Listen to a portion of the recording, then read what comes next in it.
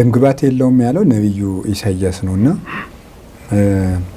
መጽሐፍ ቅዱስ እንደው አንዳንድ ሰዎች እንደው እንሰማለን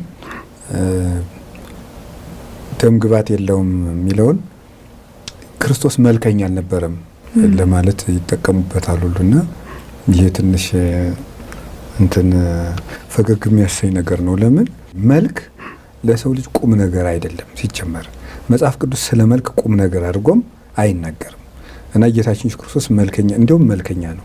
አባቶቻችን እንደጻፉት በጣም ውብ ከመቤታችን እየቀሙ ለማቀፍ የሚቻኮሉበት ትንሽ ልጅ ሳለ ገና የ2 ዓመት ሕፃን ሳለ በየትም ያሉ እናቶች ሁሉ ለማቀፍና ይሻሙበት ንኡን ነራዮ ለወልደ መንክራት ይህን ድንቅ የሚያደርግ ሕፃን ኑኔው እያሉ እየተጠራሩ እየወጡ ሁሉ እየቀሟት ሁሉ ያቅፉት ነበረ ብሎ አረጋዊ መንፈሳዊ የተባለ አባት ይናገራልና አባቶቻችን በትውፊት እንደተናገሩት ግርማ ሞገስ ያለው የሚፈራ የሚታፈር የሚወደድ የማይሰለች ንግግር ያለው ካንደበቱ በጎ የሚፈስለት ታይቶ የማይጠገም ነበረ ጌታ እና እንደውም ከተሰበሰበው 5 ገበያ ከሚያህለው ህዝብ ራሱ መልኩን ለማየት የሚመጣ በጣም ብዙ ነበር። 5 አይነት አመጣጥ ነው የነበራቸው።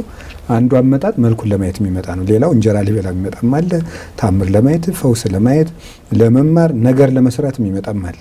አንዱ ግን የሚመጣው ውበቱን ለማየት ነበርና ውብ ነበር ጌታ። ይሴኒ ለሃዩ ሙሉ ደጓ ለማያው ብሎ ደግሞ ዳዊት 44 መዝሙር 44 ላይ ቁጥር 12 ላይ ደም ግባቱ ከሰው ልጆች ሁሉ ያምራል ብሎ ተናግሮለታል። አሁን መቼስ መጽሐፍ ቅዱስ እርስ በርሱ አይጣላም።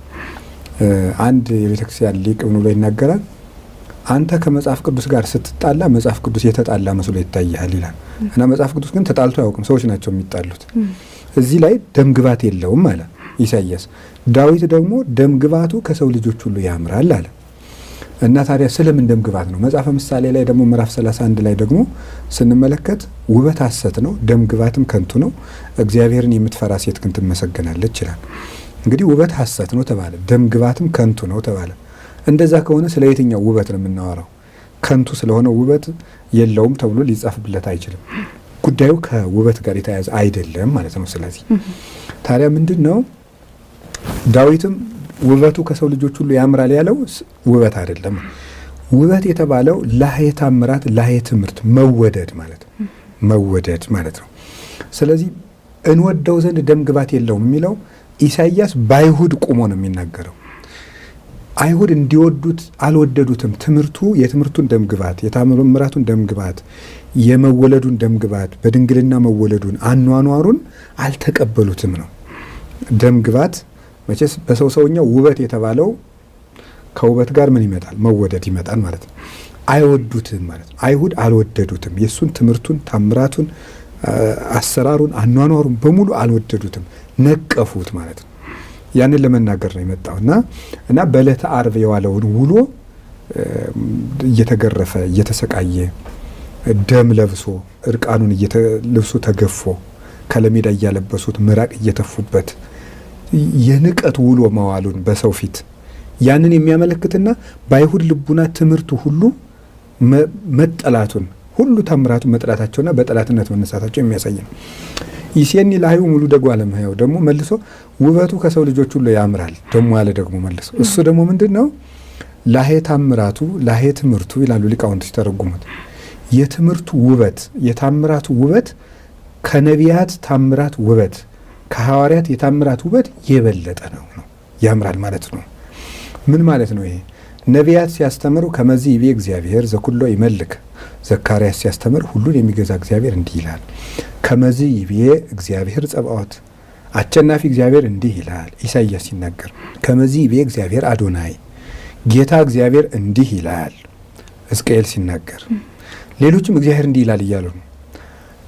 እሱሳ ሲያስተምር አንሰ እብለክሙ እኔ ግን እላችኋለሁ እያለ ነው።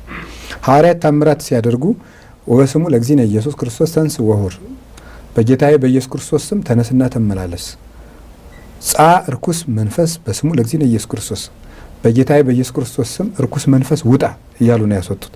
እሱ ግን አንተ ጋኔን ውጣ እያለ ነው። አልዓዛር ተነስ፣ አንቺ ብላቴና ተነሽ፣ አንተ ጎበዝ እልሃለሁ ተነስ። በስልጣኑ ነፋሳትን ተነስቶ የሚገስጻቸው በስልጣኑ ነው። የታምራቱ ውበት ከሰው ልጆች ሁሉ ይበልጣል። ሰዎች ሁሉ ከሚያደርጉት የትምህርቱ ውበት ከሰው ልጆች ሁሉ ትምህርት ይበልጣል። እሱ እንደ አምላክ ነው። እስመ ከመ መኮንን የሚሄሮሙ አኮ ከመጽሐፍቶሙ የሚያስተምራቸው እንደ ጸሐፍት እንደ ፈሪሳውያን ሳይሆን እንደ ባለስልጣን ያስተምራቸው ነበር። ማለት እንደ ባለቤትነቱ ባለስልጣን ማለት የዚህ ዓለም ሹም ማለት አይደለም። እንደ ባለስልጣን ያስተምራቸዋል ማለት ጌታ እንደመሆኑ እንደ አምላክነቱ እንደ ባለቤትነቱ ነው የሚያስተምር እና አዝኖ የሚያስተምር ራርቶ የሚያስተምር የሚገባውን ሰዓት አውቆ የሚያስተምር እውሮች ሲከተሉት እንዳይደክሙ ብሎ ቁሞ እየቆየ የሚያስተምር አይቶ የሰውን ችግር ቀድሞ ተረድቶ ጎባጣይቱን የሚያቀና ለተራቡት የሚራራላቸው ስለሆነ የሱ ምህረቱም ልዩ ነው፣ ትምህርቱም ልዩ ነው። ያንን ለማሳየት እና በዕለተ ዓርብ ግን እንዲሁ ሆኖ ደም ለብሶ መዋሉን የሚያስተምር ነውና የትንሣኤው ደም ግባት የለውም የሚለው የቶማስ አነጋገር ጋር የሚገናኝ ሳይሆን ከዚህ ጋር የሚገናኝ ነው ለማለት ነው። ጥሩ ጥያቄ ነው ያነሳሽው። ስለዚህ ከትንሣኤ በኋላ ደም ግባት የለውም አይባልም፣ ፈጽሞ አይሰራም። ምክንያቱም ከዚያ በኋላ ጌታ በትንሣኤው ብርሃን ነው የተገለጠላቸው። አሁንም የሚገለጠው በዚያ ነው። ለምን ወለመ ተነስተ ማይደርነ ዘበምድር ብን ህንጻ ዘውስተ ሰማያት ዘኢገብሩ ኦደሰብ እኛ ራሱ ቅዱስ ጳውሎስ ሁለተኛ ቆሮንቶስ ምዕራፍ 5 ላይ እንደገለጸው በምድር ያለው ቤታችን ቢፈርስም በሰማይ የሰው እጅ ያልሰራው ቤት አለን አለ። በምድር ያለው ቤታችን የሚለው የሚታየው ስጋችን ነው። እሱ ቢፈርስ በሰማይ የሰው እጅ ያልሰራው ቤት አለን የሚለው የሰው እጅ ያልሰራው ቤት የሚባለው ሰዎች የማያደሙት፣ የማያሰቃዩት፣ የማይገሉት ዘላለማዊ ብርሃን ለብሶ የሚኖር በተሐድሶ ጸንቶ የሚኖር አካል አለን ነው። በኋላ እንግዲህ በኋላ የሚነሳው ሌላ፣ አሁን ደግሞ ያለው ሌላ ሆኖ አይደለም። ይሄ አሁን የለበስነው ስጋ ከትንሣኤ በኋላ ውብ ነው የሚሆነው።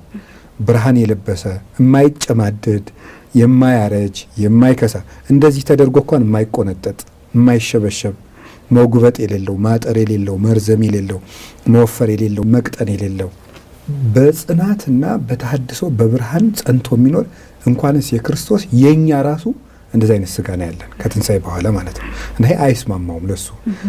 ያንንም ያደረገው ጌታ ዳሰኝ ያለው ምታት አለመሆኑን ለማስረዳት ነው እንጂ በኋላም እንደ ዓርብ ሆኖ የሚኖር በደም ግባት የለውም ተብሎ በዕለተ ዓርብ በተነገረበት አንቀጽና ግስም የሚነገርለት ሆኖ አይደለም። እንኳን ለሱ ከትንሣኤ በኋላ ቅድም እንዳልኩት እኛም ራሱ በአዲስ ሰውነት ነው የምንኖረው። በአዲስ ሰውነት በአዲስ ተፈጥሮ ነው የምንኖረው።